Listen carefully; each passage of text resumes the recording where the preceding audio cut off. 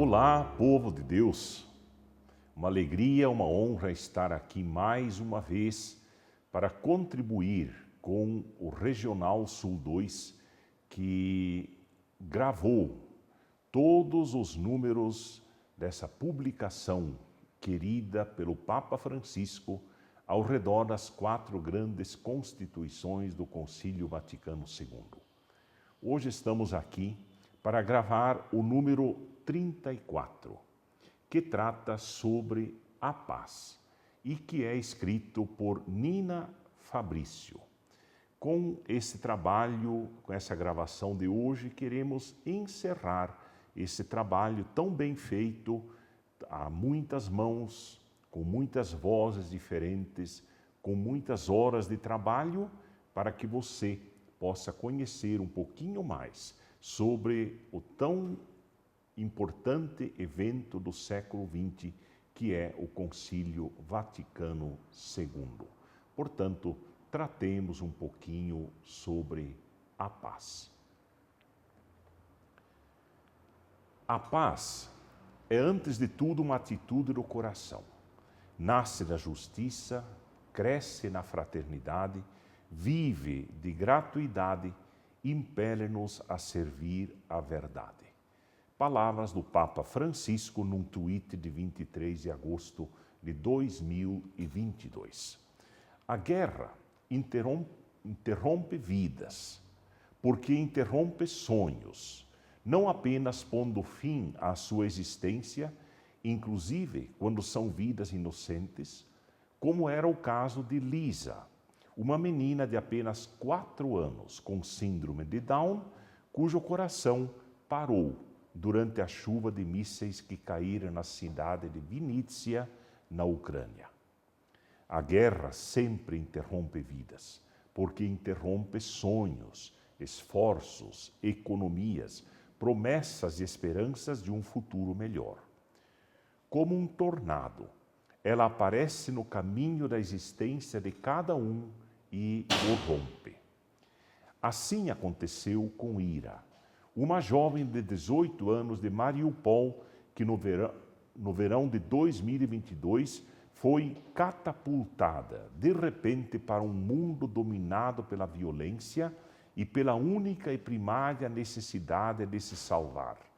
Ela teve de se esforçar para apagar todo pensamento luminoso, todo sonho projetado no futuro, substituindo-os rapidamente por preocupações práticas, como esconder-se rapidamente em bunkers subterrâneos para escapar dos ataques, ou enterrar no jardim em frente à sua casa, onde ela brincava quando criança com seus amigos, os corpos dos pais de sua amiga Vika. Para Vadim, um menino de apenas 10 anos, a situação não foi melhor.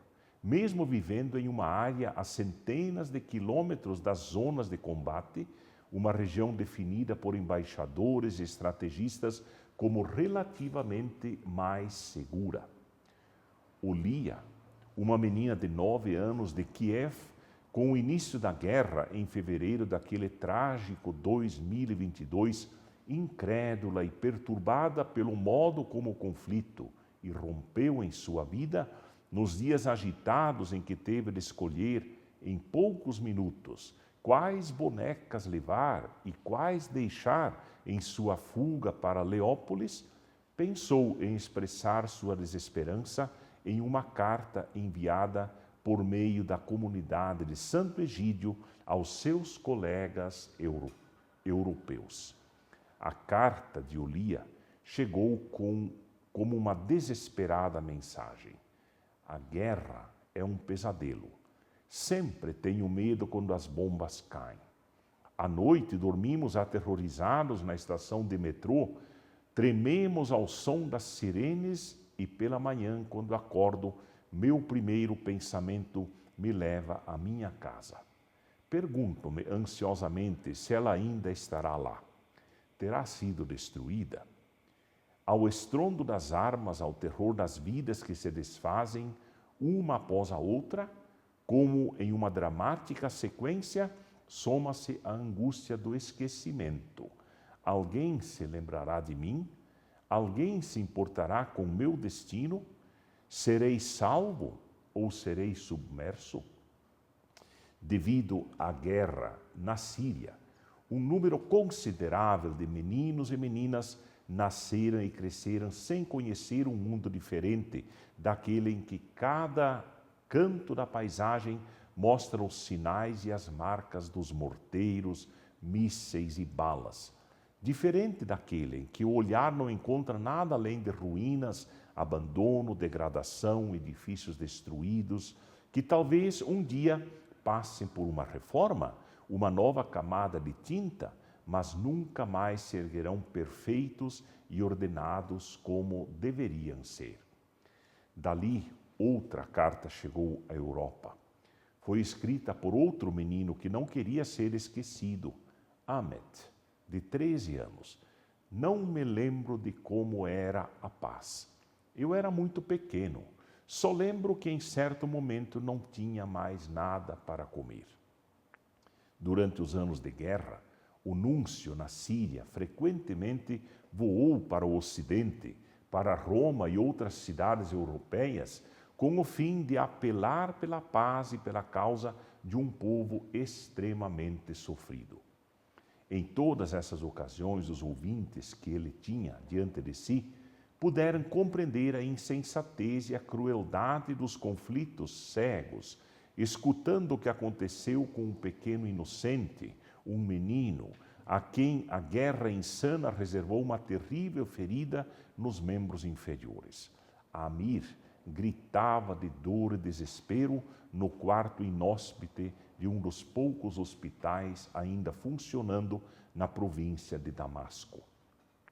Mas a guerra não para e continua implacável, semeando lágrimas e privações após se arrastar por anos sem ter resolvido praticamente nenhuma das crises. A guerra no Afeganistão terminou definitivamente com a retirada das tropas americanas no final do triste verão de 2021, deixando um país esvaziado e rendido às mãos do poder obscurantista dos talibãs. Aqui também foram as crianças que pagaram o preço mais alto. Nenhuma escola acolheu as meninas afegãs, nenhuma perspectiva para um futuro de emancipação e liberdade se delineou diante delas. As meninas mais desafortunadas foram levadas pelas próprias famílias para a indecência da escravidão sexual ou para um casamento arranjado que não leva em conta o tempo justo da inocência própria da infância. É por isso exatamente que o capítulo 2 desse fascículo trata na cabeça das crianças, o preço das crianças. As crianças pagam o preço mais alto da guerra. E ainda assim, em seus corações, a guerra nem sequer existe. Os conflitos armados matam corpos e seres humanos, mas antes mesmo de causar lesões físicas, matam as crianças, aquelas que vivem dentro de cada homem e cada mulher, com sua própria carga de expectativas sobre o mundo, o desejo profundo de amar e ser amado, a tensão em direção ao livre cumprimento do desígnio que Deus destinou a cada um na terra. Uma criança, porém, não consegue acreditar que no coração de um adulto existam planos de morte, projetos de atrocidades contra civis desarmados, pensamentos e estratégias de destruição para afirmar seu próprio domínio sobre o outro. É olhar sobre o mundo da criança, o estado da criança, como escrevia Lev Tolstói em A Verdade da Vida, que também os padres conciliares parecem sugerir nas páginas da Gaudium et Spes. Escrevia Tolstói: a sabedoria humana não consiste em conhecer as coisas, porque há uma infinidade de coisas que se podem saber, mas conhecer o máximo possível não constitui sabedoria. A sabedoria humana consiste em conhecer a ordem das coisas que é bom conhecer. Consiste em saber dispor os próprios conhecimentos segundo a sua importância. Agora, de todas as ciências que o homem pode e deve conhecer, a principal é a ciência de viver de modo a fazer o menor mal e o máximo bem possível. E de todas as artes, aquela de saber evitar o mal e produzir o bem com o menor esforço possível. O capítulo 3 exatamente trata do depor as armas, um gesto necessário para a paz. Já nos anos 60, quando começava a redação da Gaudium et Spes, aos padres conciliares parecia cada dia mais próxima aquela realidade de mútua interdependência que hoje, especialmente com os eventos bélicos frequentemente desencadeados pela luta por recursos primários e matérias-primas, mas também fomentados pelas consequências nefastas de vírus e epidemias, é percebida de forma tão nítida. Portanto, as palavras no mundo contemporâneo, falando das esperanças e angústias da humanidade, são de uma atualidade poderosa. Jamais o gênero humano dispôs de tantas riquezas, possibilidades e poder econômico, e, todavia, considerável parte dos habitantes da Terra é atormentada pela fome e pela miséria, e inúmeros são ainda totalmente analfabetos. Nunca os homens tiveram tão agudo sentido da liberdade como hoje, e, no entanto, surgem novas formas de escravidão social e psíquica.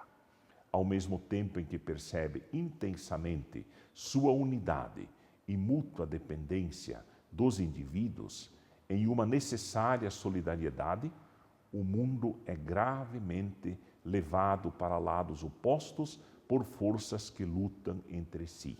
Com efeito, ainda persistem agudos conflitos políticos, sociais, econômicos, raciais e ideológicos, nem está afastado o perigo de uma guerra capaz de destruir tudo. Já dizia Gaudium et Spes no seu número 4.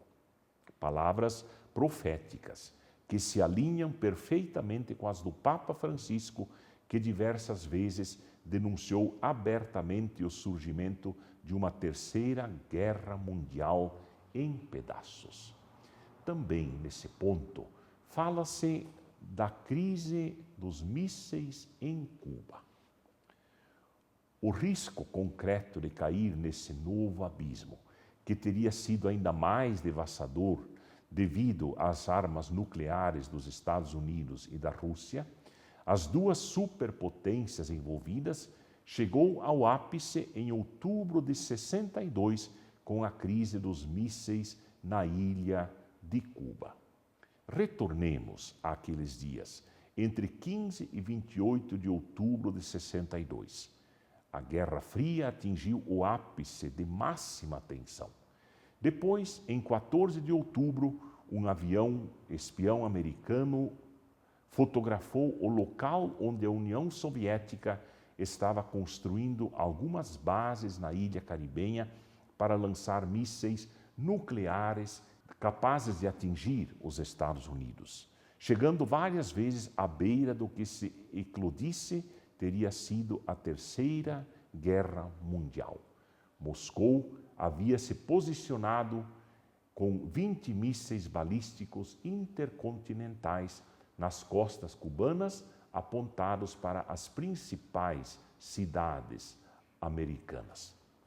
Esse caso chegou à Organização das Nações Unidas em 25 de outubro, em uma sessão de emergência durante a qual o embaixador americano Adlai Stevenson mostrou imagens das instalações de mísseis em Cuba, cuja existência havia sido negada pouco antes pelo embaixador de Moscou. Após muitas negociações, a nova guerra finalmente foi evitada e muitos também Nos anos seguintes à crise, quiseram reconhecer o papel de São João XXIII, o Papa bom, que abriu o concílio, do qual, no entanto, não chegou a ver o final. Na situação de impasse que se criou, São João XXIII interveio, mobilizando não um exército, mas apenas a força moral e espiritual que possuía. Então o Papa enviou aos políticos um documento que foi eficaz, precisamente por seu caráter não político, que assim se concluía. Leio: se tiver coragem de recuar os navios porta-mísseis, provará seu amor ao próximo, não só pela nação, mas pela inteira família humana. Passará à história como um dos pioneiros de uma revolução de valores baseada no amor. Você pode afirmar que não é religioso, mas a religião não é um conjunto de preceitos, mas o compromisso com a ação no amor de toda a humanidade, que, quando autêntico, se une ao amor de Deus. Para quem se é religioso, mesmo que seu nome não seja pronunciado. Por isso, João 23, na sua luta, facilitou a paz. Também nós precisamos ajudar a facilitar a paz.